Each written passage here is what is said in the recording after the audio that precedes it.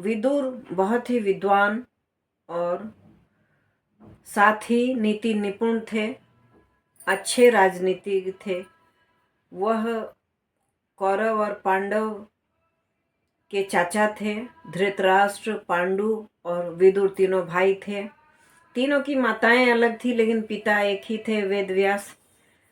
तो कई कारणों से बहुत ही उथल पुथल रहा है महाभारत के समय में, हस्तिनापुर के राज्य में, शासन में। तो विदुर ने समझ लिया था कि उन्हें दासी पुत्र होने के कारण राजा बनने का तो सौभाग्य नहीं मिलेगा, लेकिन वह मंत्री और नीतिज्ञ थे और अच्छी बातें बताते थे और इन सब की मदद करते थे। तो उन्होंने विदुर नीति नाम का ग्रंथ लिखा था और उस ग्रंथ में कई सारे श्लोक हैं। उसमें से एक श्लोक की मैं अभी चर्चा करती हूँ, सही अर्थ क्या है। तो इसमें उन्होंने कहा है कि प्रवृत्त वाक् विचित्र कथा ऊहवान प्रतिभावान आशु ग्रंथस्य वक्ता च यह स पंडित उच्यते।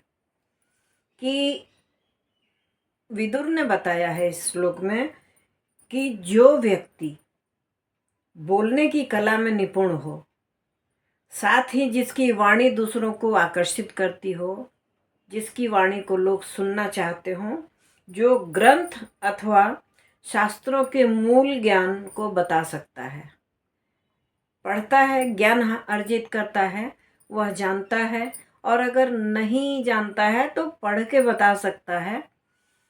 तो ज्ञान का मतलब क्या होता है कि ज्ञान का मतलब सिर्फ अर्जित करना नहीं होता है। ज्ञानी लोग सिर्फ ज्ञान अर्जित नहीं करते थे, वह ज्ञान का विस्तार करते थे, लोगों को बताया भी करते थे। ऐसा इसलिए क्योंकि केवल ज्ञान अर्जित करना ही व्यक्ति का कार्य नहीं है, बल्कि उसका प्रचार प्रसार भी व्यक्ति के लिए सबसे महत्वपूर्ण कार्य है। ऐसा करने से वह अपने आसपास के कई प्रकार के सकारात्मक बदलाव ला सकता है, सोसाइटी का उत्थान कर सकता है, अपने समाज का विकास कर सकता है, जरूरतमंदों को शिक्षित कर सकता है और धनी और निर्धन सबको बराबर की शिक्षा प्रदान कर सकता है। असल में ज्ञानी वही होता है जो पढ़ता है और कुछ नहीं करता है। वो तो पुस्तक की तरह उसके अंदर विद्या सिर्फ छप गई है, लेकिन पुस्तक में छपी हुई विद्या का क्या मूल जब तक वह दूसरे के काम नहीं आए। कहते हैं कि पुस्तक में छपी हुई विद्या और दूसरों को दिया हुआ धन किसी काम का नहीं होता है। जब आपका कार्य सामने आता है तो उस समय अगर वो विद्या काम नहीं आई, वो धन काम नहीं आया, तो उन सब का कोई महत्व नहीं है। तो आज हम लोग इसी सब के बारे में बात करेंगे और गरुड़ पुराण के बारे में बात करेंगे और बनारस के कुछ घाटों के बारे में बात करेंगे। तो चलिए सबसे पहले गरुड़ पुराण के बारे में कुछ बात कर लेते हैं।